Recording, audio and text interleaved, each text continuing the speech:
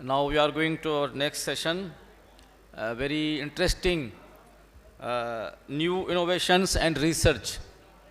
So I would like to request Dr. Bhajan Lal, Associate Professor, Shab Latif University, Khairpur. Good evening to all my honorable delegates who are present here. I'm Dr. Bhajan Lal, currently working as an associate professor, and I will be discussing something about my research, how am I proceeding towards my research, and how we are achieving different tasks.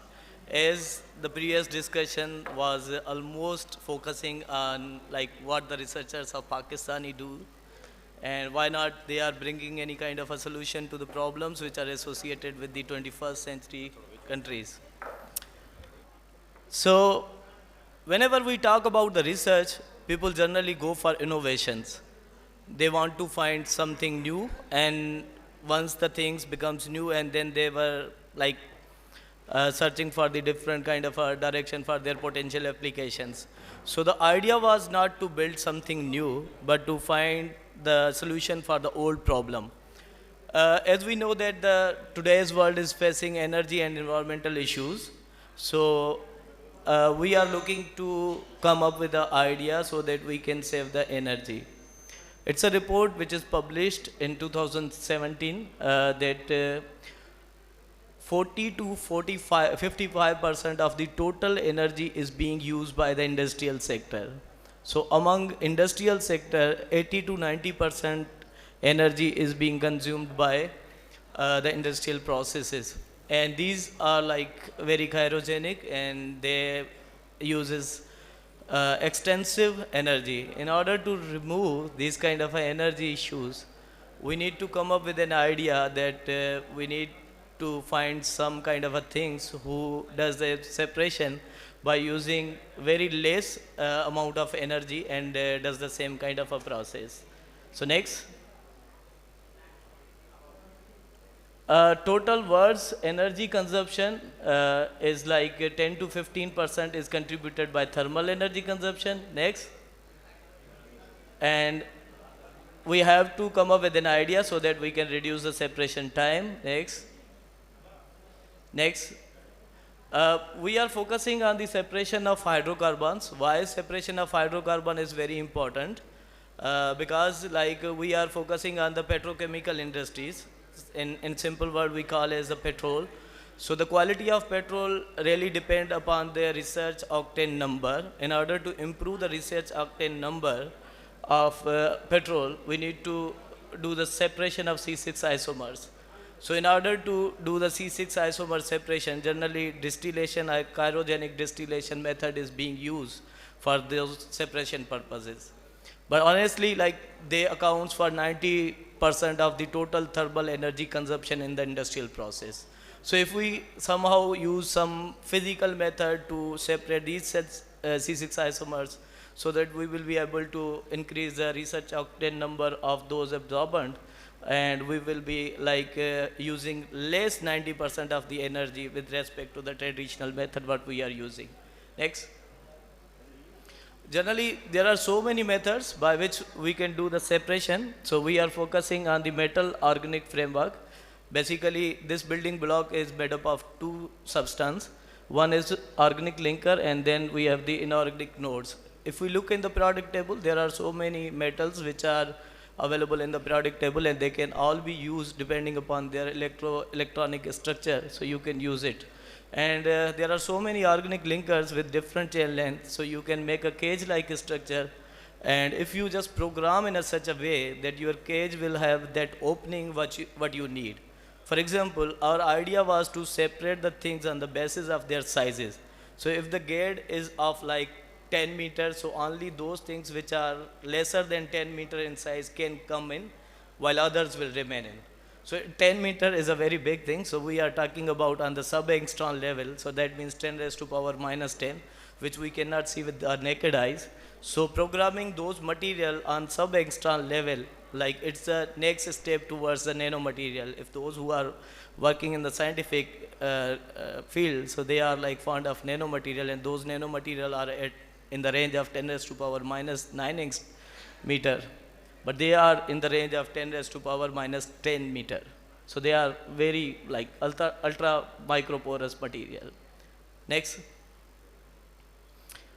Why these MOFs are getting so much like attention? Because they generally do the separation by physical method, and if we like change the length of those blue rods or red rods, we can like build up a room with a bigger space and a bigger size, and simultaneously we can tune up this as well. They are very crystalline, they have high surface area and high porosity. So next. Before like I should explain this, these are the material which are the made up by metal organic framework. They have a surface area like 1 gram of these material have the equivalent surface area to the soccer field. So imagine how many molecules can like sit on those surface area. Next. This is purely chemistry things. Like we moved from 2D linker to 3D linkers. Like those organic linkers which we are using, they have the phenyl ring. So phenyl ring is basically when upon activation their pore size is getting reduced. So once the pore size is getting reduced, we have lesser space for molecules to sit in and absorb on it.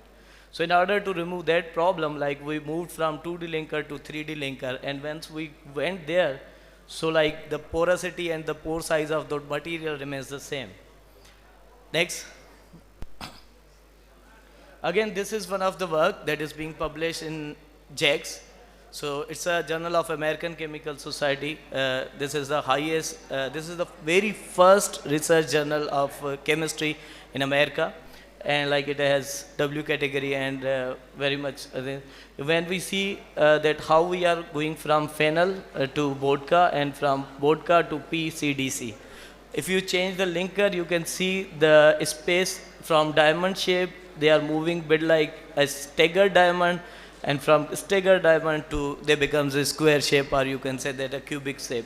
This is how like from moving reduction in the pore size to a size of 7 angstrom and a size of 5 angstrom with a 90-degree angle. So like from moving towards 2D plane of the phenyl ring towards the quasi spherical ring of the cubane, we come to know that we can make a molecule which have the pore size, or you can say that a gate of 5 angstrom. So molecule with lesser than 5 angstrom size, they can go in. The molecule, those who are greater in size of the 5 angstrom, they can't sit in. So next. This is one of the MOF. This is made by me. So generally there are only 2,700 MOFs which are being made in the world till now. So this is the MOF which like I own it, and this is my MOF, and its name is NU2200. So how we basically use, we use zinc as a chain, and then we use BODC as a linker. If the linker size is this one, then you will have a molecule like this. If you lengthen your linker size, then your basically molecule will be bigger and they will have a greater pore size and the greater opening. Lesser the size of the MOF, it will be better because it will sieve more things. So next.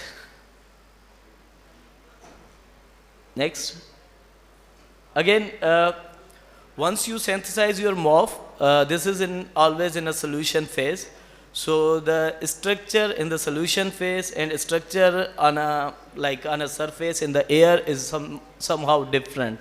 So we just in red, like we got the pattern that this structure is the same. When we like simulated it, it's the same, and when we activated it, like when we heat it for a period of a time, and then we see that the structure remains the same or not. So these pattern tell us that the structure or architecture of the material remains the same.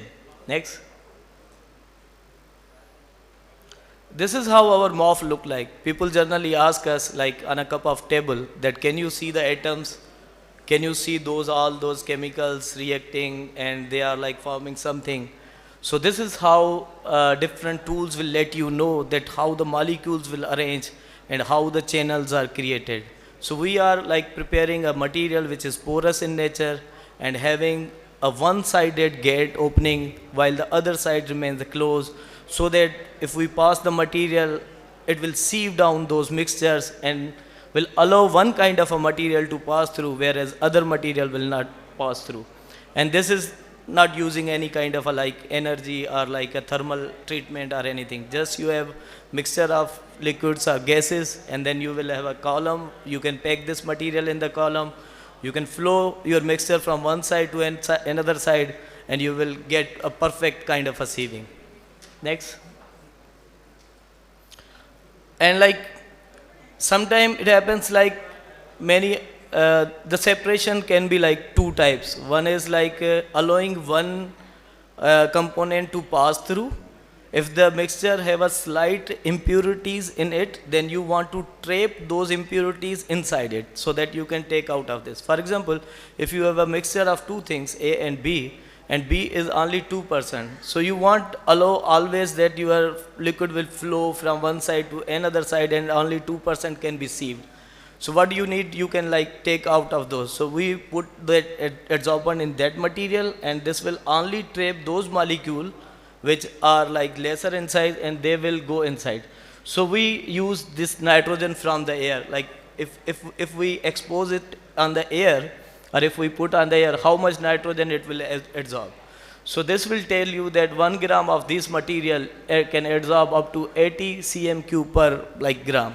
So this is a quite a lot of like amount of nitrogen that we can carry. Similarly, we all know that we have environmental problems. So CO2 is one of the biggest problem that causes global warming or that thing. So these MOFs are basically used to trap the CO2 from the environment as well. So they are called as DAC, direct air capture. Recently I visited FFC, and they have used MOF 5 based adsorbent on their like exhaust. So they are adopting this kind of a technology to capture the CO2. Once you capture that CO2, then you can go into the lab, and then you can catalytically convert that CO2 into like methane or any fuel that you want. So it's not just the separation, but the next step is like if you are trapping all those unwanted substances within your cell, then you can convert all those unwanted substances into the like productive substances, and they can be used again and they can be marketed again. Next. The biggest problem with these kind of a material, generally it's kind of a building that you are like constructing. So these are these engineered material at that molecular or substance level. You can see like a skyscraper building, it's very same. So what happens, like we use our material at different temperature. So this is the thermal variable temperature PXRD. So we introduce different temperature on these material, and we want to see that these structure can be retained at that temperature. So we went low down to -150 degrees centigrade, so that as soon as the molecule temperature goes down, generally the molecule shrinks, the molecular motion stops, and generally they collapsed. So these kind of a material which are porous in nature, but they don't collapse till 150 degrees C. And if we increase the temperature, basically this will open up a window that where this material where this material can be used. So these material can be used from -150 degrees centigrade to 400 degrees centigrade, and they will retain their structure. Next.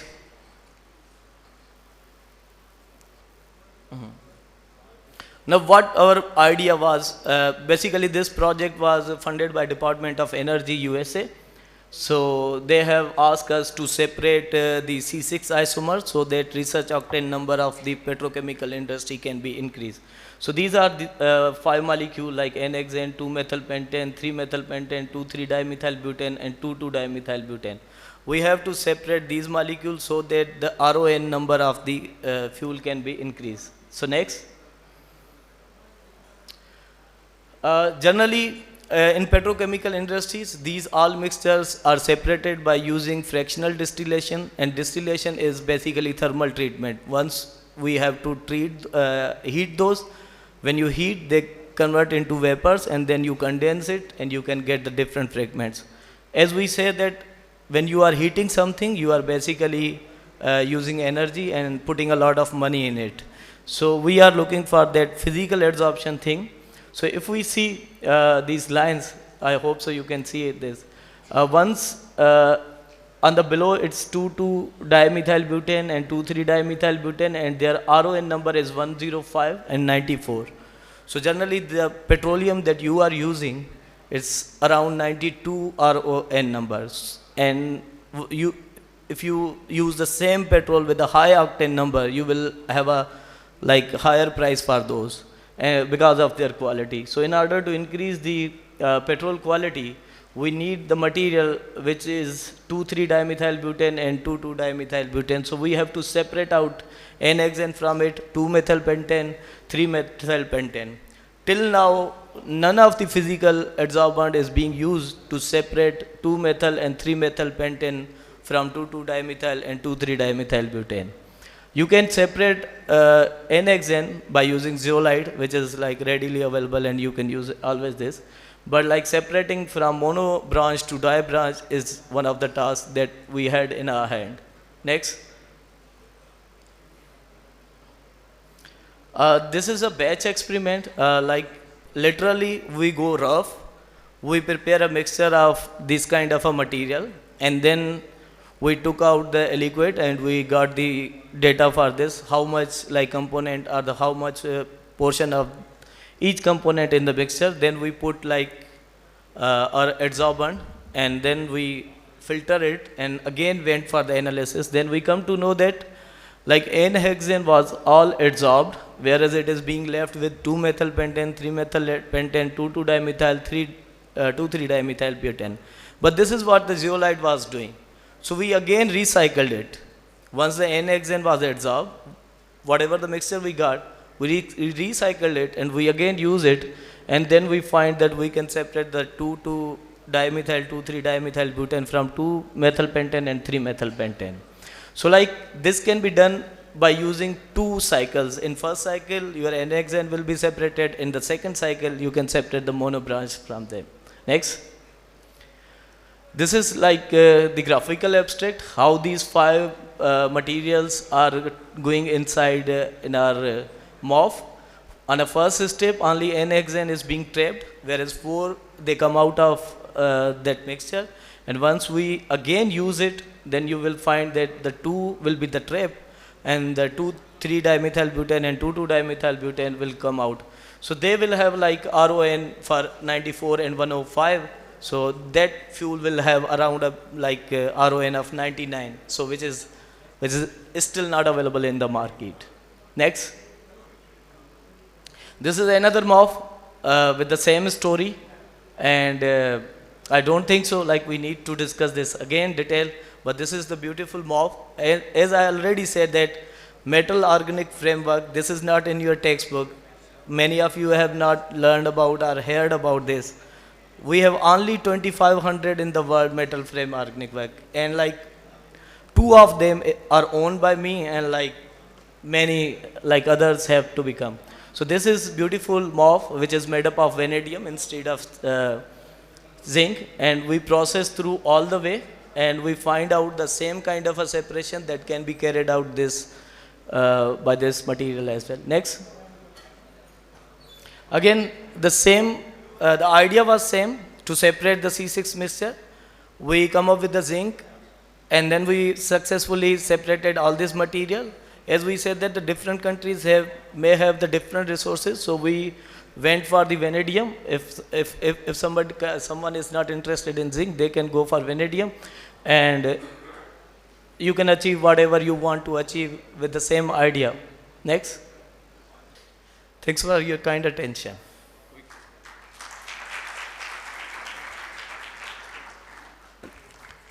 Thank you, Dr. Bhajan Lal, Associate Professor, Shabda Latif University. Now I would like to request Rumaisa Bukhari, a student of BS Final Chemistry of Shabda Latif University, to kindly come and present his topic. Thank you very much. Assalamu alaikum and a very good evening to all of you. This is me, Rumaisa Bukhari from Shah Abdul Latif University, Khairpur, studying at an organic chemistry section, BS Part 4 Chemistry. So, the topic of our discussion will be exploring visible light-driven photocatalyst activity of bare and carbon-doped titanium nanocatalyst towards microbe and dyes.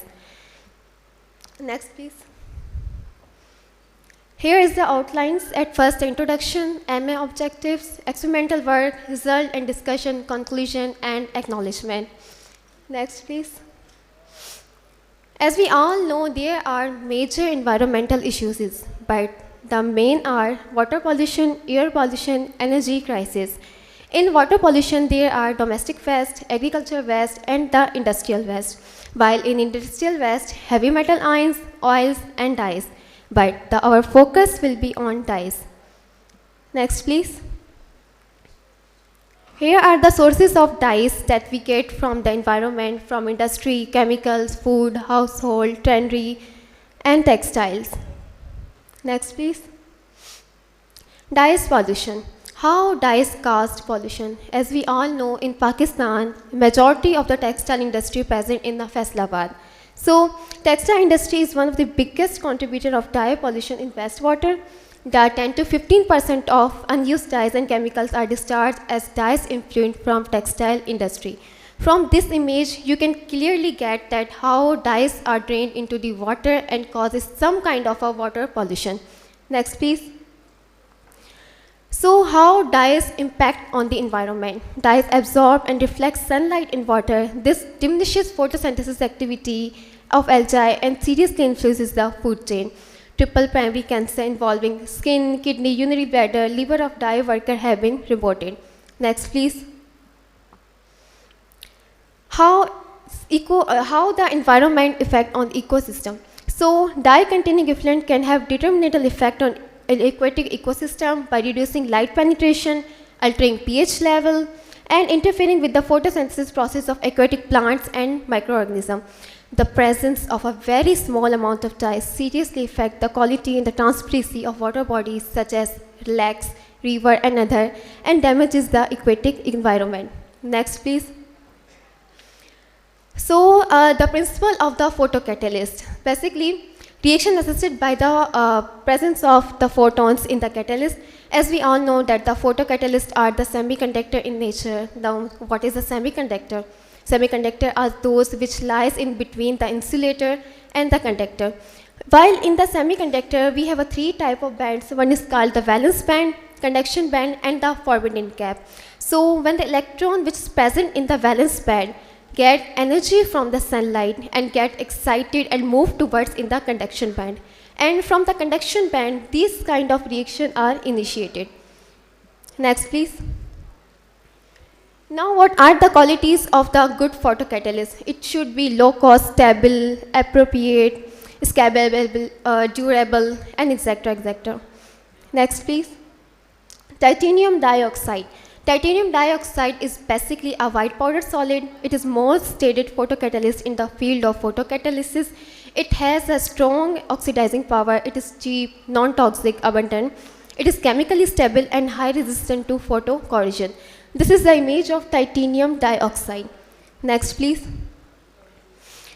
These are the crystalline structure of titanium dioxide. The most appropriate band gap, which annotates have about 3.2 electron volt and can be stated as a good photocatalyst. Next, please. Now, how photocatalyst and the nanomaterials solve these kind of issues? Nanomaterials have the high surface to volume ratio. Larger percentage of atom on the surface increase the surface properties of the material. Photocatalysts using these unique surface properties of nanostructure material find important application in energy production, degradation of pollutant from atmosphere and water. Next, please. Here are the applications of the nanomaterial, titanium dioxide. It can be used as a solar cell, food industry, agriculture, sensor, and the wastewater treatment. Next, please. Now the aims and objective. We have to grow the titanium nanoflask on ITO substrate by simple one-port liquid phase deposition protocol. To achieve titanium nanoflask having anatase phase with controlled morphology. To characterize titanium nanoflask with powder XRD technique, FTIR, SEM, and TEM images. To find out methylene blue dye degradation of titanium nanoflask. Next, please. This is the FTIR spectrum of titanium nanoflask. So the peak appeared at 512 per centimeter. The structure of titanium dioxide was found. Next, please. This image shows the powder XRD technique of titanium nanoflask. All the reflection present in the PXRD are confirmed by the JCPDS card number, which is 21-1272, and which is confirmed that the formation of the anatase phase in titanium nanoflask. Next, please.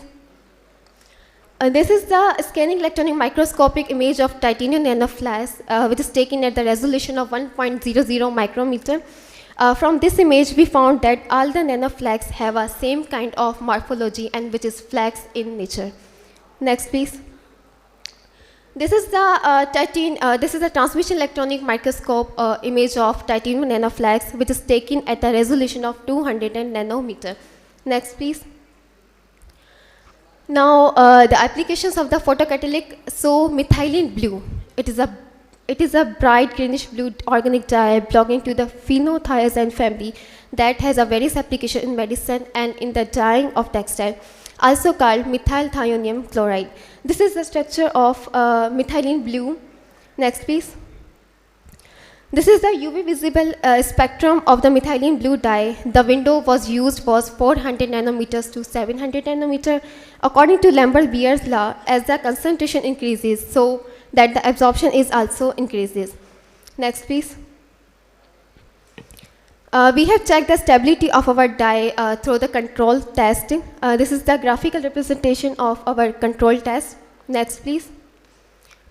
Now, when we introduced the catalyst in the presence of sunlight, we found that after passing every interval, the concentration of dye decreases. That means that our catalyst is degrading our dye in the presence of catalyst. So that's why this is called photocatalyst. Next, please. Here's the conclusion. The nanostructure titanium nanoflask and the carbon doped nanocomposite was synthesis using simple one-pot liquid phase deposition protocol. Synthesis of nanostructure anatase titanium was confirmed by powder XRD. SEM images were used to examine the surface morphology. The titanium nanoflags were found to have a very platy-layered flax-like morphology with the size 30 nanometer. In the application, the photocatalyst dye methylene blue degradation was performed by UV visible spectroscopy. No photo degradation was absorbed for titanium nanoflask nanocatalyst in the dark, whereas in the presence of sunlight, 58.4% of degradation of methylene blue was achieved. Next, please. Now, thanks to greatest Almighty Allah, all my team members who work with me, Nusrat Mahnoor, Alizam, Aksa, Hamadullah Qureshi, a guide and a mentor, Dr. Badan Lal Bhatia, and exclusive thanks to our Vice Chancellor, ACSL International Chapter, Institute of Chemistry, Shah Abdul Latif University, Khairpur.